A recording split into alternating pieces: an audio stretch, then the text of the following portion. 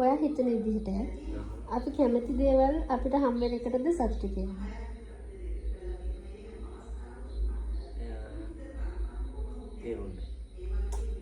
අපි මොන හරි දෙයකට කැමතියි. හිතන්න හොඳ ෆෝන් එකක් කියන්නේ මේ වෙලාවේ. එතකොට ඒ දේ අපිට හම්බ වෙන එකද සතුටු කියන්නේ? ඔව්. හම්බ වෙන කියන්නේ අපි ගන්න එක ඒ කියන්නේ ඒක කොහොමද අපි අචීව් කරගන්න එකද සතුටු කියන්නේ අර හිතන විදිහට. ඒ කියන්නේ පුතග්ජන මිනිසෙක් වෙලා මේ කරලා ආවට පස්සේ තමන්ගේ භෞතිකය තමන්ට තියෙන්න ඕනේ යම් කිසි එක්තරා ලෙවල් එකකට එනවා. මොකද ඒකෙන් කියන්නේ සල්ලි ඕනේ, සල්ලි තමයි ජීවිතේ කියන්නේ.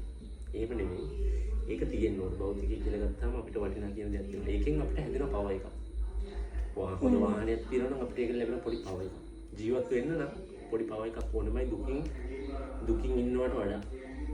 මොකද ඒකෙන් දුක කියන කඩු වෙනවා කියන්නේ යන්න තියෙන තැන පොඩ්ඩක් වෙනස්. සාමාන්‍ය මිනිස්සුන්ට වඩා.